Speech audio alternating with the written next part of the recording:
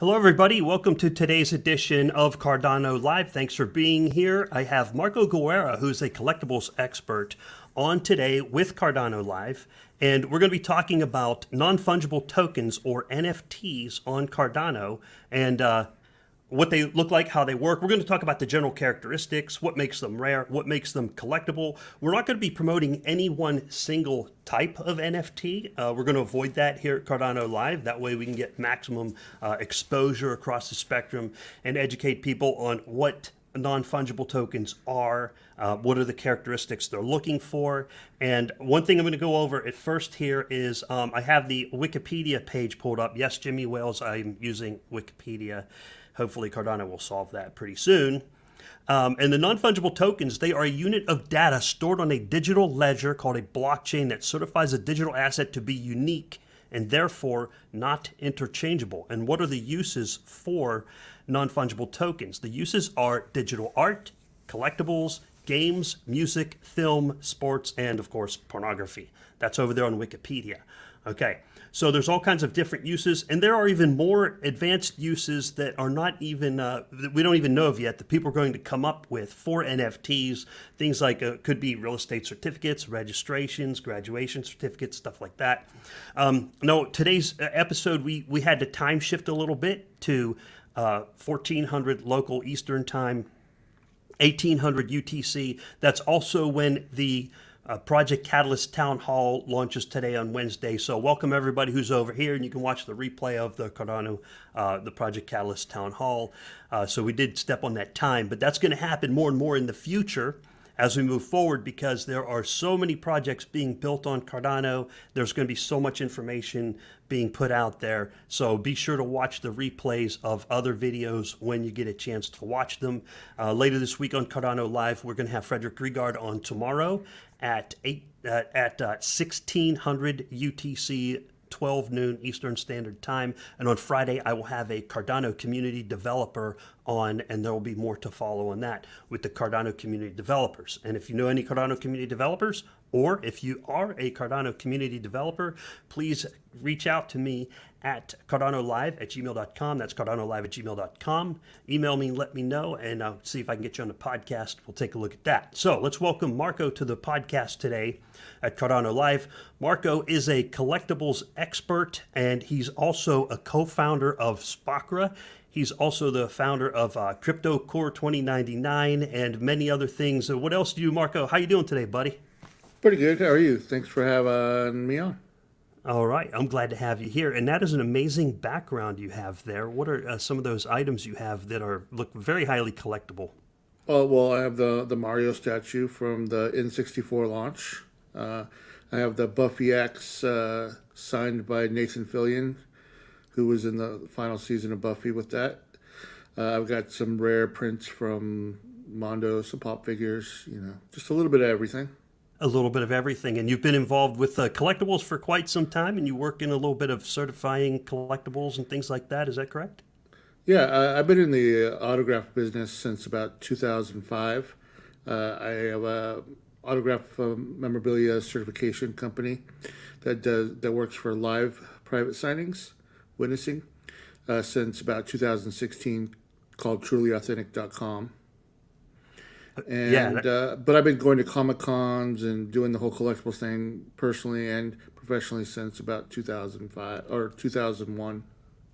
That's pretty cool. And your line of work has led you to meet some very interesting people recently over on your We Are Cardano podcast. And you're also the founder of the We Are Cardano. That's linked down below. So for the viewers who are here today, check out the link down below, the We Are Cardano podcast that Marco has set up.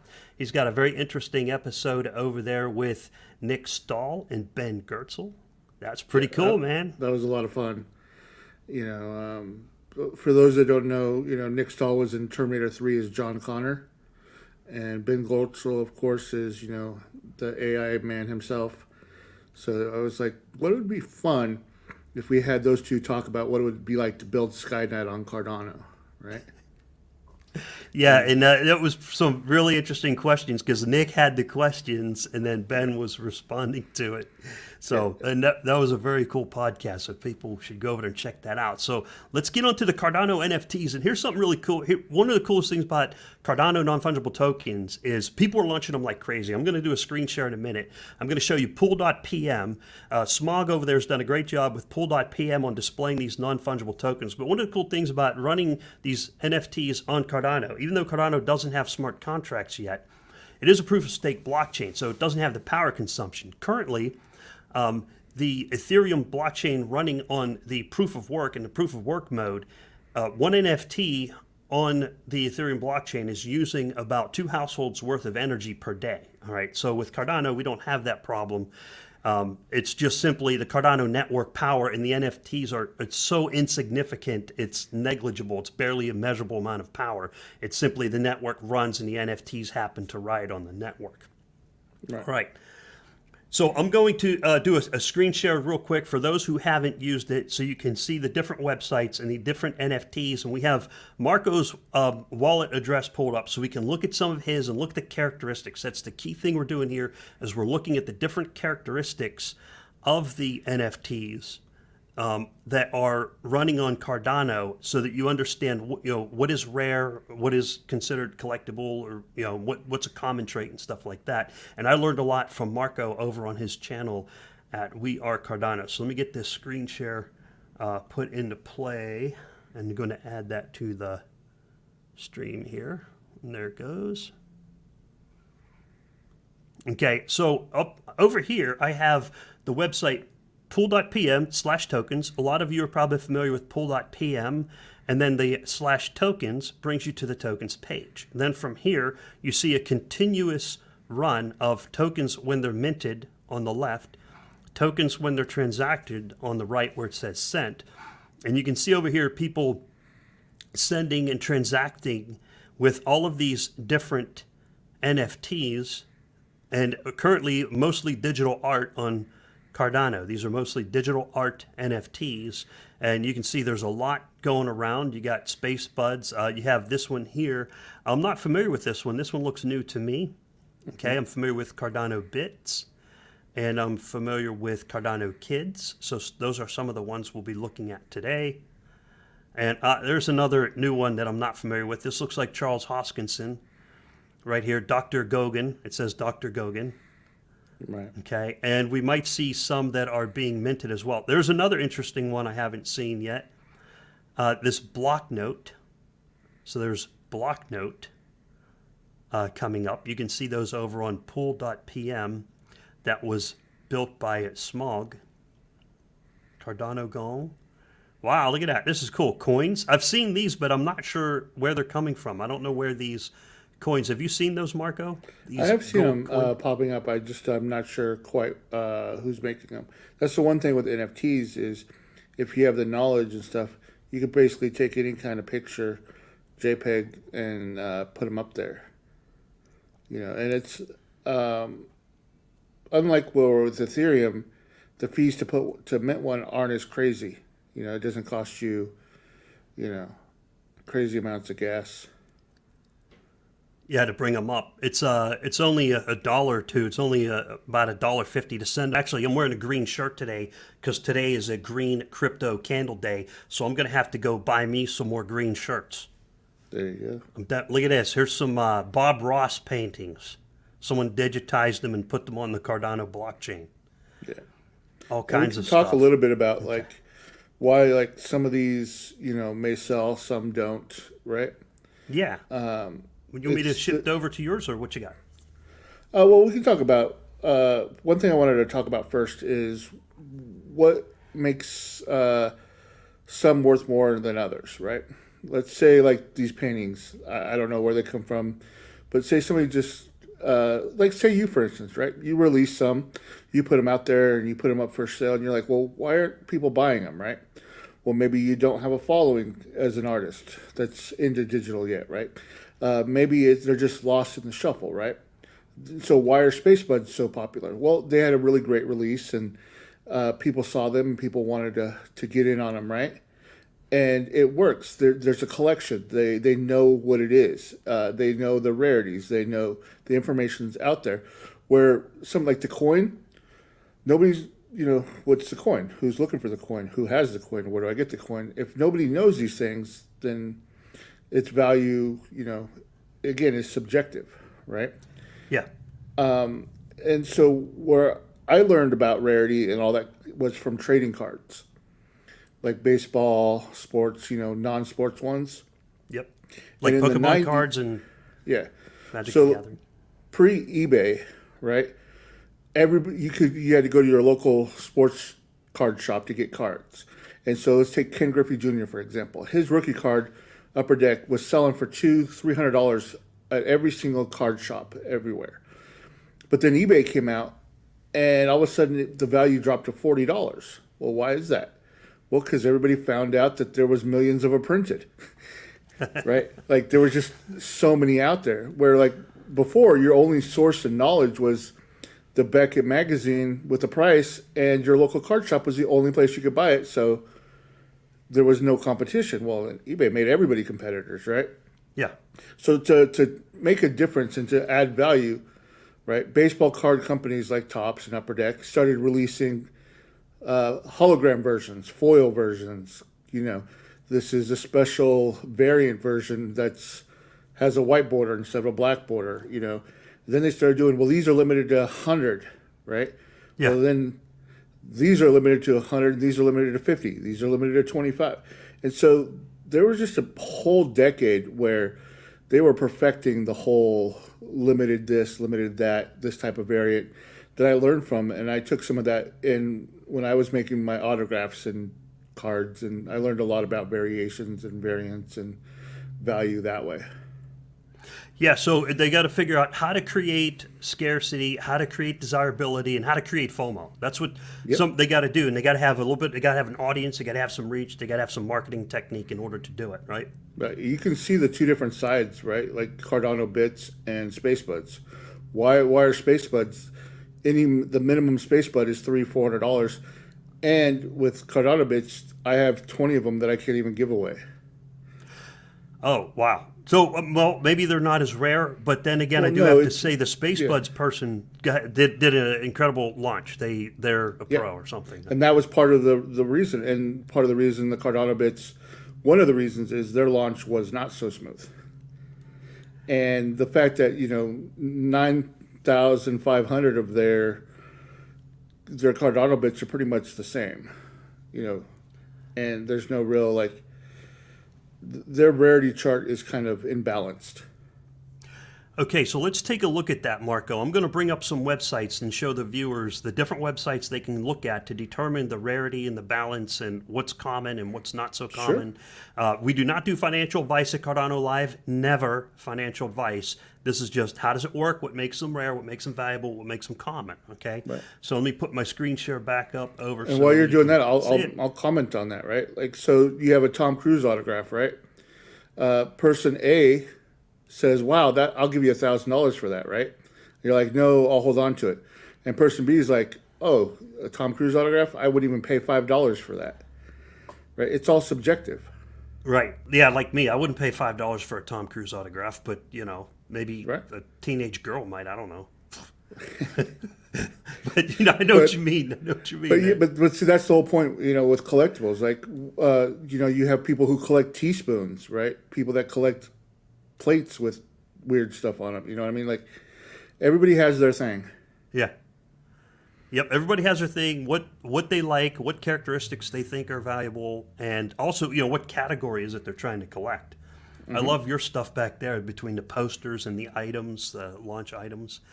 So let's look at Cardano Bits. Well, here's a spreadsheet. I'll give people a quick rundown of various websites, and so keep an eye out for the developer websites who developed it. This is the spreadsheet from Cardano Bits, and he's kind of funny about it. He goes, yes, I'm using that damn spreadsheet. But he also has on GitHub, or someone made a GitHub, a website, tokenref.com/rarity-list.php. You can go to that website. This is a very cool website. We'll take a look at that in a minute. You got the Space Buds Explorer. This one is very well executed, and he's got a little filter here, and we'll take a look at that. Or that too, when you click on one, it'll show you the traits, and you can click on, like, say, the candle, for example, right? Or even there. you can click on the chest plate or the covered helmet, and it'll show up all the other ones, with that item. And what's great about with the Space Buds too is you can collect within a category. Like if the tigers, there's blue tigers, orange tigers, green ones that aren't even part of the filter. Oh, I wonder if they're either ultra rare or, well, let's see. Let's take a look. You got Cardano Kids. Here's the Cardano Kids Yeah, I think website. one of the early season 1 set sold for something like 18,000 ADA. Not too I long saw ago. that. I saw that. And there's a Discord. I did not put the Discord. I don't have it up. It's cnft.io. And there's a Discord server where people are trading. If anyone knows of that Discord server, feel free to drop the link in the chat. I don't know if it will stick to the chat, but yeah, let us know over there where that Discord server is, because someone did sell season 1 for 18,000 ADA, which is currently worth well over $20,000. Right. Okay, so we're going to go to Marco's set here, and we'll use this as an example. Then we can take these through our websites. Marco, what do you guys say about these so far? I'm going to hand it over to you because you're the expert. Well, I have my, my Space Buds. So like you see right there, that's L, I call him. He's rare because he's an elephant. And the blaster, right? So I think elephants, out of the 10,000, there was only about 60 of them minted, right? And then elephants with blasters, there's only 2. So it depends on what you're collecting. If you're, a fan of the blaster, or what I call the flamethrower in this instance, you might be collecting all those. Or you're trying to collect all the elephants, right? Uh-huh. And, but again, 62 out of 1,000 is pretty difficult to achieve that one. And somehow you managed to get 2 of these elephants. Yep, I was buying a lot of these at the time. I think I bought 63 total during launch. And I've got about 36 left. Each one of these, has its own little special rarity. All right, so what about this elephant? That's Ellie, I call her. What's rare about her is she doesn't have a belt. I think there was only, 12 out of the 60 that don't have belts. And she's a 2 gadget, where she only wears the wool boots and has the blaster. So this one's a little bit rarer than the other one.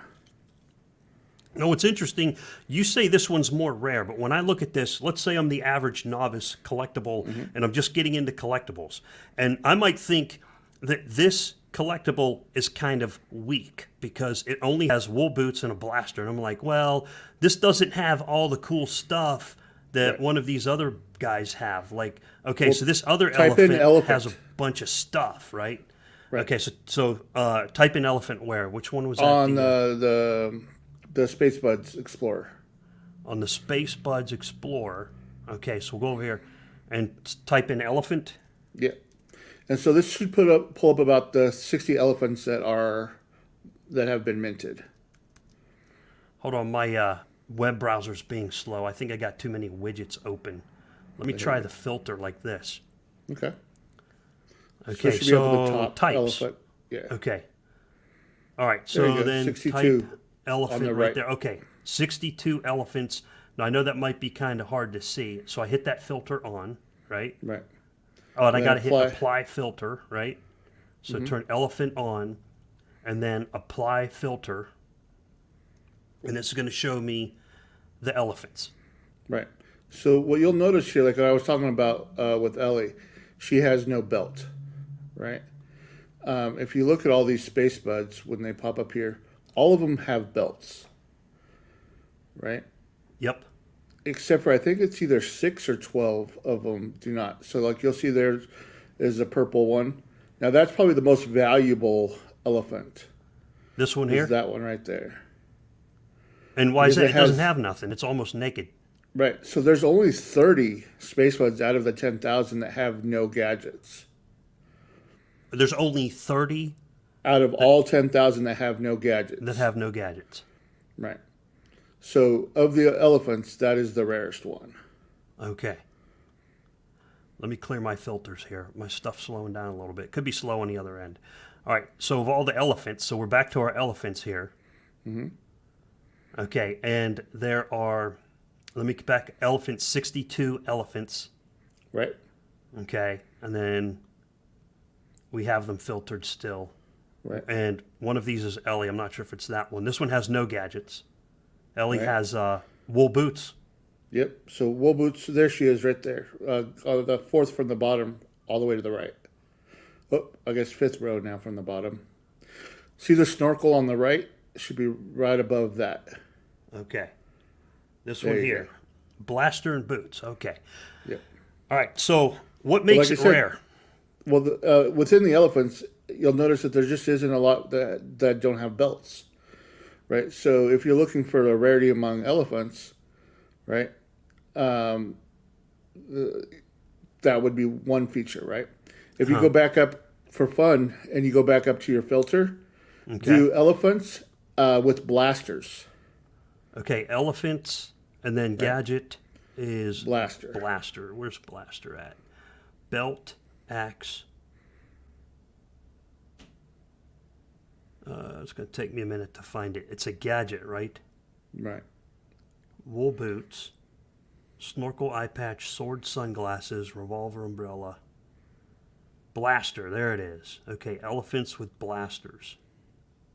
Two. There's only two of them. Elle and Ellie, and those are the two that I own. Oh, you got the two elephants with blasters. Okay. Yeah, because call I them thought the more blaster gadgets, the twins. better. You know, I'm like a dude. More. Well, there more are. gadgets, better. There's a one that has 12 gadgets. That's only one out of 10,000. Okay, so you were telling me the other day on the We Are Cardano channel when we did our podcast over there. There's something about the rarity of the item. How does that work? So, for instance, if you take off elephant, right, and put in, say, the binoculars or candle. Okay, let me see. Binoculars, turn off elephant, and binoculars. Well, actually, let's do it this way. Pull up the Cardano coin, just the Cardano coin. Right. I don't know what you mean. All the way to on the left column, about 2/3 down, This one here, says Cardano. 331. Yep. So There's out of only the 10,000, right? There's 331 of the ones that are holding a Cardano coin. Okay. So that's actually more rare than the lions, the arcane astronaut, bears, tigers, robots, aliens, apes, dog, and cat, even the frog. What I was saying before in the last podcast is the fact that people right now in the market are valuing species rarity more than they are gadget rarity. Ah. Right? Which once there's a bigger community for these, that will change. Right? As people kind of work their way through, you know, I have my bears, I have my frogs, I have my parrots, and all that's left is to focus on gadgets, right? And that's when the prices will start, you know, hit the next level, right? Yeah. But what I wanted to point out, and the reason I had you pull up this, is you'll notice, first off, there's gold coins and pink coins. Okay. These are different ways people might collect these, right? Like, say I want all of the pink coins, right? So you're like Pokemon. I'm trying to collect all the pink ones, or you can be like get super crazy and be like, see that one at the bottom there that has the coin in the right hand instead of the left hand? Yeah, this guy here, number 7481. Yeah, there's only I think 6 that actually have the coin in that hand. Okay. Yeah, I see what you mean because most of them have it in the left hand, and then only this guy and a couple others have it in the right hand. Right. So this is how you can collect within the 330 some, right? Like you can narrow down the way you collect, and that is up to you, your personal preference. Okay. Right. So as long as somebody puts value on that, it can create its own value, right? Within a value category. See, that's interesting. To me, I was looking at it and saying, oh, okay, it's got more gadgets, then that one's probably the rarest. But that is not the case, here I'm going to hop over to one of these other coin types. Sure. So you got space buds, and we touched on space buds, what makes them rare, and the rarest creature is, which one was that? Which one was the rarest? That was creature? that right there. The creature that I have is still going to be the elephant. Okay, and then the rarest creature that I seen on the website was the dinosaur. Right. There was only, I think, 8, and then there was the bull, which was at 22. Okay, so bull's 22, dinosaur's 8. That makes the dinosaurs the rarest creature. So the rarest trait is what makes the coin rare. Right. Whatever the rarest trait. It's not. That's the how number I of value traits. it. Yeah. Yeah. Okay. Some people do a combination of. That's why you'll see people advertising. This is the only one alien with X-ray and an eye patch, or an X-ray and a sword. Right. Okay. Like you can narrow down the traits to where something is extremely, valuable, or not valuable, but rare. Okay. So here we have the Cardano Bits. Right. Okay. And most of these Cardano Bits we're looking at here are humans. Right. Which is, Okay. I think, 90% of what it felt like, a majority of the drop was. And that's why I was talking about the imbalance of the rarity chart. Yeah. Like it's hard. Like I've been trying to sell these for even what I got paid for them, and nobody's replying. Okay. So let's see what this one is. See this Cardano Bit right here. I'm going to expand that. Now, I might lose track of my tabs, so bear with me. Okay, this is a female, brown skin, blue shirt, long gray, angry, and a tongue. Okay, this could be Susan Ajira. So Susan Ajira might really like this Cardano Bit, right? Right. Like, did you see Sonny got a Cardano Bit that looks like Andrew Westberg? And so Andrew Westberg might really like that Cardano Bit. That's a human. Right. Right. And like I said, that's the thing is everybody has what they want to collect, right? Like maybe somebody has a thing for tongues, and so they want all the tongue ones, right? Yeah. Or they're like, they're a huge horror movie fan, so they want all the knives. Or maybe they're a bad Santa fan and want the Santa smoking a cigar. But the problem is if there's only one person looking for a certain type, there's no people competing for them, right? Okay. So that's another characteristic. People can break it up by characteristic. Like, here's a guy with a pink bow in his hair. Right. And then up here, there's a lady with a pink bow in her hair. And so those have certain characteristics of either rare or collectible or desirable. Right. All right. And then there's a website for that also. Now, these developers, they're doing a really nice job on their websites. Who's this? Look at this purple dude down here with this hair. Yeah, I think that's a Rastafarian alien with red eyes. A Rastafarian alien with red eyes. That sounds about right. So which of these Cardano Bits would you consider rare, and why? Well, based on their chart, I think it's the one right there, the bottom right. This guy? I think that one, just because of its, I think it's either an alien or I think is what makes it rare. Okay, it's a male alien with a big knife and a concerned look on his face. So the concerned look is when the eyes have this pixel missing. Yeah. Oops, let me back it up. That's on IPFS. Or that's so people know where is my NFT? Where does that NFT live? This particular alien lives on IPFS, the Interplanetary File System, that is supported by blockfrost.dev. Okay, so that's Merrick's team and those bubbas, those developers built this IPFS on Blockfrost. So check out Blockfrost on Twitter for more information on that. All right, so we got this male alien, big knife concern. Now let's jump ahead 60 years from now. Rick. Okay. So right now, like I said, I might have some problem moving one of these crypto bits, right? Okay. But like I was talking with, I think it was Sonny about this. He brought up a good point. Is maybe 60 years from now, all of these will hold value because of the date they were minted. Oh, I didn't even think of that. So it's kind of like, finding a baseball card, any baseball card from the 20s or 30s or whatever, is going to have extra value because that becomes a new trait. Yeah. Or a Nolan Ryan rookie card, kind of old, but not from the 20s, 30s, 40s. Right. So things can actually be add traits to them later, or maybe you know what, Cardano Bits, got a rough start, but down the road they may become super popular, and they're releasing some of the best NFTs on the market, right? So their first stuff will become even more popular then, right? Things can change in value and add in value all the time. Like there's a story that I tell. There's a company called Inkworks, right, that made non-sports trading cards, and they used to only do TV shows, right?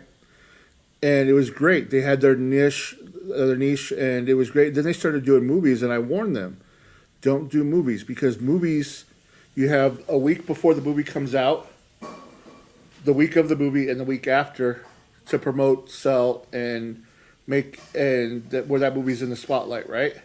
Okay. And then you can't do anything else. It's just out of people's mind. It's forgotten. But with TV shows, you have seasons, you have episodes, you have 9 months of the year where that TV is in the spotlight, right? That show. And so you have much more exposure to the market. You're not lost in the weeds, right? Okay. And sure enough, they put so much money and so much stuff into doing movies. They went away from what they did, and they ended up, closing up. They put themselves out of business. Right. So, launch is important. Timing is important. Earliest is not always best. But having a good launch and creating FOMO and scarcity and desirability is important when it comes to collectibles in general, all collectibles. Right. Like that Mario you have in the background, I might be able to find him I might be able to find a Mario at some store somewhere, right? But not that Mario. Why is that Mario unique? You said at the beginning of the program, he's unique because it was the launch, right? It was from the N64 launch. Yeah. And you mean the box N64 from like 15, 20 years ago? No. Well, the Nintendo 64. Okay. More recent, 10 years ago. It was released in 96, I think, or 90, yeah. Oh, God, it was that long ago. Oh. 96 or 97. Oh, my gosh. I feel so old. Yeah. I can't even remember decades. I'm starting to lose track of decades. All right, so let's so for example, Cardano Bits. Okay. 23 zombies, 44 green wings, 49 orange shirt, 61 blue wings. All these different characteristics. I had to zoom in here so I could read it and so the viewers could read it. But up at the top, I like this website, well-made website. And it lets you pick the traits. All right, how many aliens are out there? Which one did you have? That was an alien I think zombie? I had an alien with a knife in its head or something like that. Alien. Okay, this is easily sortable. It's in alphabetical order. I think it might have been Bloody Knife or something.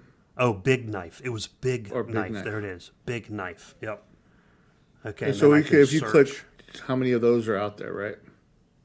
Yeah. And I think that's where, when they were doing their rarity, I think this is where they were trying to come up with their rarity chart. Like, I think it says how many of them are there. If you scroll back up to the top, 40, Okay. 41 of that combination, right? Yep. But people don't really get that deep into it. You know what I mean? They're looking, like I said, they're looking for more right now, anything that's non-human and more like mummy, skeleton, because those are the ones that were limited to like 60, 23, 40. You know what I mean? Uh-huh. It wasn't so much about the combinations. And I think that's where the rarity chart seemed a little off or imbalanced, I should say. Okay. So, yeah, again, one of the rarest traits makes it a rare item if it has that trait. Right. And it's not really the combination of traits always. Again, that comes secondary. Okay. Primary is which trait is the rarest. Right. And in this case, it's the creature type was zombie, vice human. Humans are most common? Yeah, I think I don't have the chart, but you can go back to the chart and you can see like I want to feel like there was like 8,000 humans or something like that. Where did I find? Where was that at? I think Might it have was been on in the the spreadsheet. It might have been on the spreadsheet. Can I search human? Find your Cardano bit. Human. Well, here's human number 0. There he is. All right. It's like Snoop Dogg. Okay. But that's a female. It's a female Snoop Dogg with a beard. It's a beard. It's female Snoop Dogg with a beard. That's awesome. I wish I had one of those. All right, cool. There you go. I was thinking jazz musician. Oh, if it was Snoop Dogg, it'd have a cigar. They call it a cigar, but Right. you know, use your And imagination. you'd have the red eyes, not the. Oh, you need to have the red eyes. You're right. Well, sunglasses hide the red eyes. Hide the you red go. eyes. All right, so we got one more we'll touch on here, and then we'll wrap it up for the day. If anyone has questions, let us know over in the chat. We'll check questions here in just a few minutes. We wanted to hit on Cardano Kids. Here's their website for sorting. Now, what I did is I threw my address in here because I do have some Cardano Kids NFTs. I have Series 2 here. I have Series 1 on a different wallet. But we can, when we were talking about the whole vintage thing and the date of minting, one of that matches the Cardano Kids, right? Like, why is Season 1 worth so much more right now? Okay. Why is that? Because they were the first line minted, and they're the hardest ones to get a hold of, right? Yeah. So even though they're on Season 4, right? Yeah. Or Season 5, I'm not sure which one they're releasing currently. But people who get in right now, right? They're like, oh, I want those from Season 1, and people start bidding against each other, right? And that increases the value. And then what other things? No, these ones, when they released Season 1, there were so many. I think it was maybe 100 in the series, something like that. And all of these cards, if you bought the whole Series 1 or the whole Series 2 in this example, then you got all of the cards, and then people can either sell the whole series, trade the whole series. You don't have to sell it for ADA. Some people trade card for card if they find someone with like interests or something like that. And that's the beauty of this stuff, right? Once you have it, you can do whatever you want with it. You can collect it, you can hold it, you can sell it, you can, do everything. And that's the projects that'll shine and last past the bubble, right, will be the ones that do all of those things.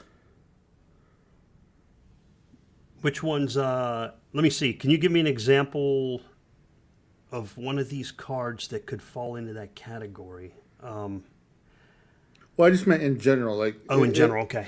Like I said, one of the things that's going to give it value first is the people who make it. Like, why is a painting by Picasso worth more than a painting by my neighbor Bob? Right.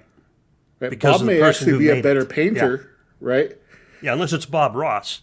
Right. But Picasso is more.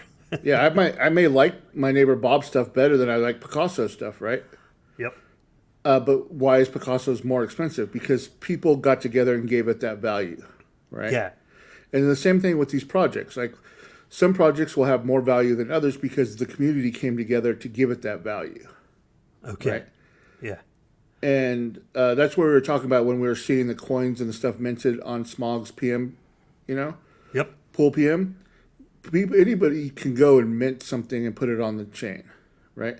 Yep. That doesn't automatically give it value. Like, there is a place that says any NFT that's minted is going to be worth X amount of money someday, right?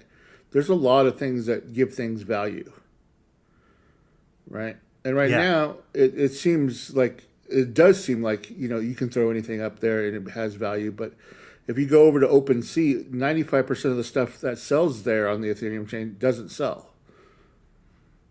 Oh, the only stuff we hear about in the news is the ones that sell for multi-million $1 dollar. million or 61 million, right? Yeah, so most of the stuff just sits there, doesn't move. And why did that one sell? Because of the name, right? Yeah.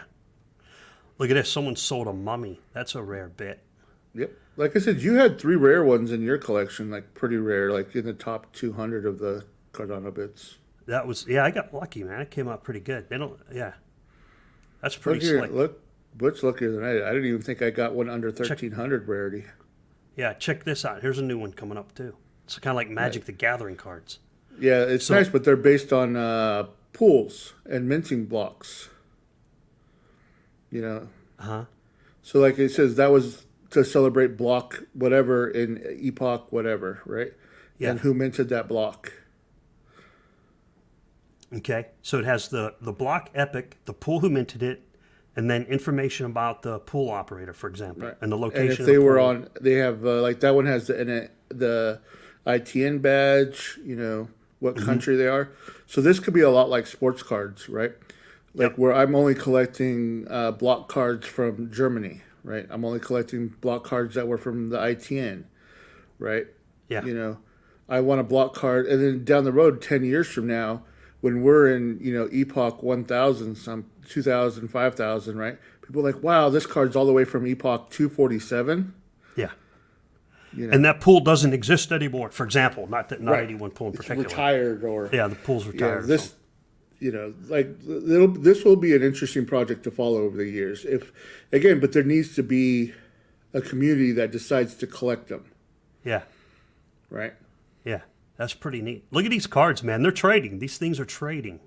Yep. 7 minutes ago, look at all these cards that traded when? 6 minutes ago. Whoa, all these what's cards that? traded. Those were traded. Then go back up one there. Where? What are those cards? No, What's one what? more up. There you go. No. You go down a little bit. See, Okay, there's down? the Buffy block number 44. Oh, this one? What? Oh. So this is a Buffy card from Ada From that collection. Folio. Right. Yeah, Crypto 2099 core. The real Adam Dean. Oh, it's got the telegram on here. Yeah. And Oh, it's that's got the pretty Buffy cool. bot on there, and you know. So yeah. Dang. Man, that's pretty cool. Look at that. And so while I was scrolling, kaboom, you know, this thing updated again 1 minute ago, and these cards are launching. They're generating these cards. So they're minting them. Oh no, these are trading right now. So that's on the trading side, not the minting side. Yeah. Yeah. And it may, I don't know what constitutes a trade versus mint. Like it went from one address to another. Well, no, Right. a mint is when it's created and put on the chain Yeah. So Right. that would be on the left. on the left, and then trading is just moving from wallet to wallet. Yep. And then over here on the right. So this Right. might have, So these Just look like they generated. were all being traded right now, moving between wallets, wow. not minted. That is so cool. That is so cool. Look at that. All right, let's get questions. I wonder where are these ones stored. Oh wait, there's Cardano. Oh, we were gonna hit Cardano Kids. So we're gonna do Cardano Kids, and then we'll take questions. And again, these are just examples. We are not promoting any one particular NFT over another. And we're not selling NFTs. We are simply explaining what they are, where you can find them. And also, I'm not trying to bash on Cardano Bits at all, right? Like I said, this is all learning stuff. This is all new. It just happens to be one end of the spectrum versus the other right now because it's the only example out there, right? Yeah. It's one of one of two. There's only been two major launches on Cardano as far as NFT goes, and that was, you know, Space Buds and Cardano Bits. Right? I don't think the next release kind of like that I know of is not till I think I heard rumors next week. Next week? Yeah, there's some Nittins project that's happening sometime next week. I've seen that. Cardano Knits. I've seen them on Twitter. Yeah. Cardano Knits, Knits. Or, Yep. no, I think, yeah, Nittins. Knittens, Like kittens, Knittens. but Nittins. Knittens, got it. Yeah. Like Cardano, like kind of like Crypto Kitties, but Yeah. Cardano Knittens. Cool. Nittins. So, yeah, and Cardano Kids did a great pre-sale. They did a good job of the pre-sale. Now, what I want to point out with Cardano Kids, why is it different than other NFTs? Okay, now I'm going to pick one here. Oh, I don't know. Well, we can go about how they were released. Yeah. And see, the other ones are variations. They're one of one, right? So you had, like right now, we have this card. There was 100 of them made, let's say, right? I don't know the number, Yeah. right? Like this could be, there could be 100 of these minted, right? But they're all exactly the same, except for this is like one of 100, two instead of and two of 100, three of 100, right? But there's no variation in the artwork. All 100 are the same. Yeah. Where in the Space Buds and Cardano Bits, each image itself has some unique variant. And so these were released in a set, like say 10, and sold for a certain amount of money, right? That's Yep. how until it was sold out, and then they move on to the next series, right? So what differentiates Cardano Kids versus that is that one factor, right? Of how they're released to the public and how they're collected. Okay. And one thing I noticed different about these is there's a lot of artistic value, or I call it artistic value, artistic effort, and comical effort put into these. Like this one here, this Cardano Kids, this looks like a very high quality, hand-drawn piece of art, and then they of course put censored right here. And then this Captain Cardano guy right here is wearing Wonder Woman boots, for example, standing on the moon. Okay. So there's some artistic effort and comical effort put into these, and I'll show you what I mean by comical effort. Is if you look at every time I look at these and I drill down into the detail, these are just the ones I have. I should look at them over on the Cardano Kids website, which I think is cnft.io. Where's the molten tar monster? Here's Elon Musk. Here's one where some guy bought a pizza for 500 ADA and they made a NFT. That one's not very valuable. That one's this is a clown NFT. Hey, there might be people who only collect NFTs that feature pizza. Okay, yeah. So here's what I mean by comical value and artistic value to the Cardano Kids. Just an example. I'm not promoting Cardano Kids. All right. So you got Elon Musk over here smoking a hand-rolled cigar. Okay. Right. And it says Bitcoin check. Okay, he's promoted Bitcoin. He's pumped Bitcoin on his Twitter. Doge check, or doggy, which however you pronounce it. Okay. Doge, I think, is what it is. Yeah. Now see, Cardano's next on his list. It says buy 1.5 billion BTC. All right. So I'm gonna talk a little bit about pop culture here, right? Okay. And how this fits into pop culture and how NFTs fit into pop culture, right? So this style, this is kind of like pop culture commentary, right? So it's taking an event, the day that an event of him buying Bitcoin, right? Okay. Or Tesla buying Bitcoin, right? And where back in the day, it used to be magazines and cartoon artists that would do these cartoons in the magazine, like the New Yorker, that would do some kind of pop culture reference or event or something and memorialize it in a comic art. So what Cardano's Kids are doing is they're using that, right? They're becoming like the New Yorker of Cardano, of the blockchain. They're using comic and art to signify event. Another great use of this medium was South Park. South Park was not the best animated show ever, right?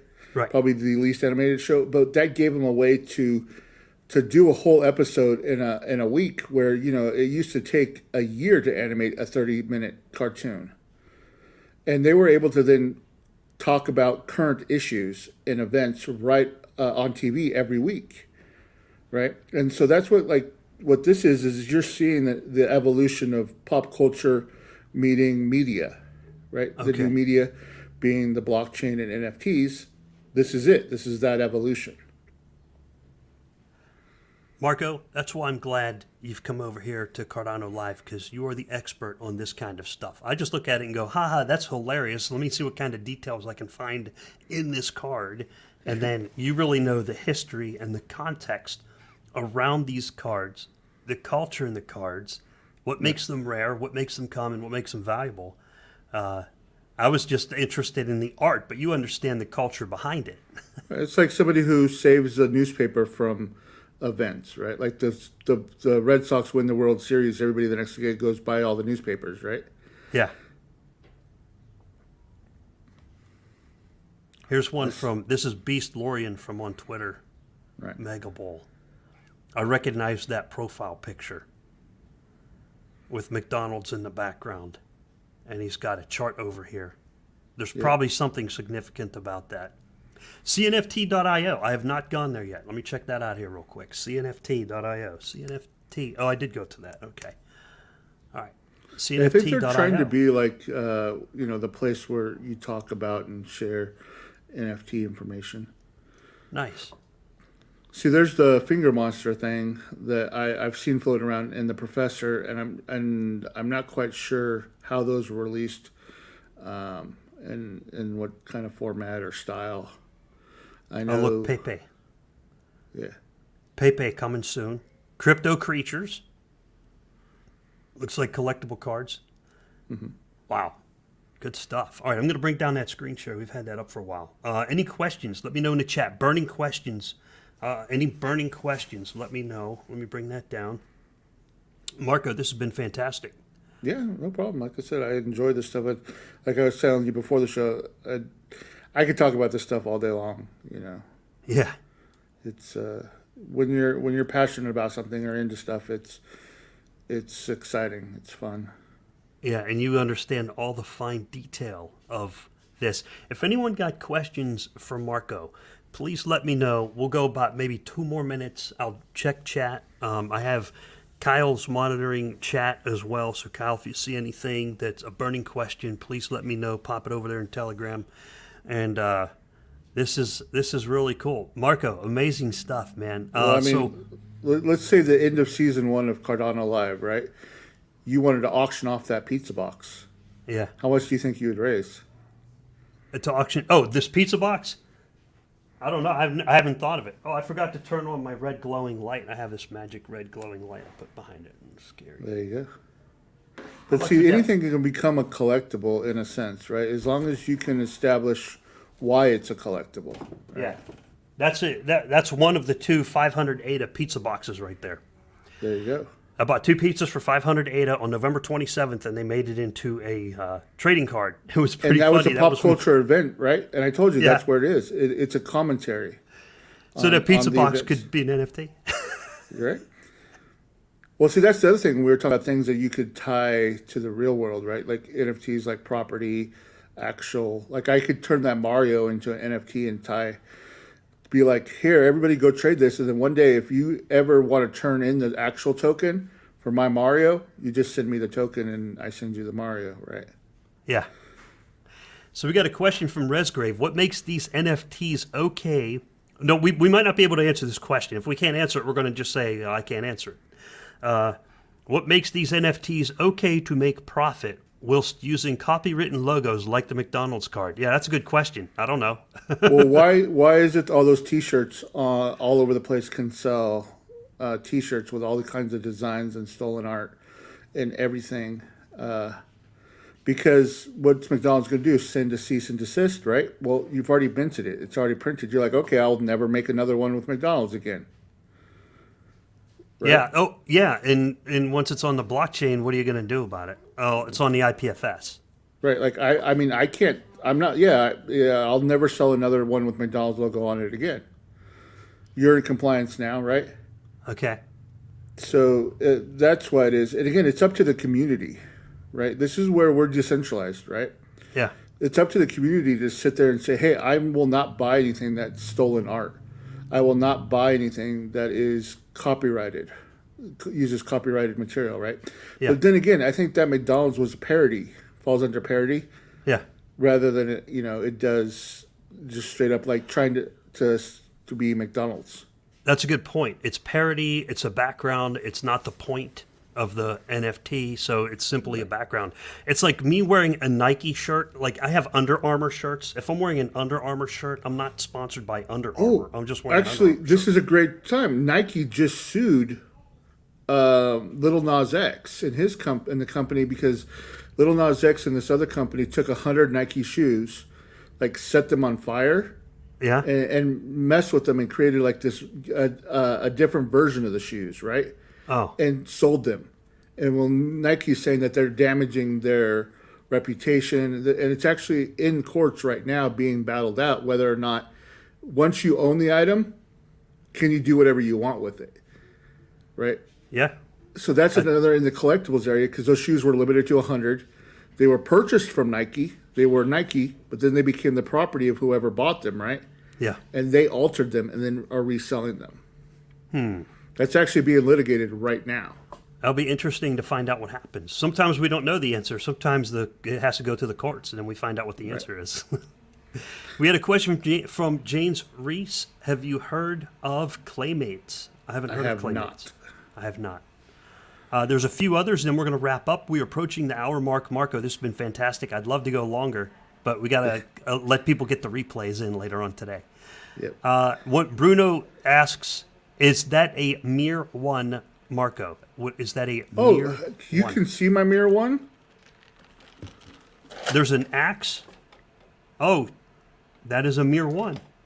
But it wasn't on screen, so I don't know which one he's talking about. Yeah, I can't see it either. I could not see it. It was not on screen. But I do have from Mir 1 was next to my booth at San Diego Comic-Con one year. But it's a dumpster, hand-painted by Mir 1, one of a kind. Huh. He's a street artist, does graffiti art and all that kind of stuff.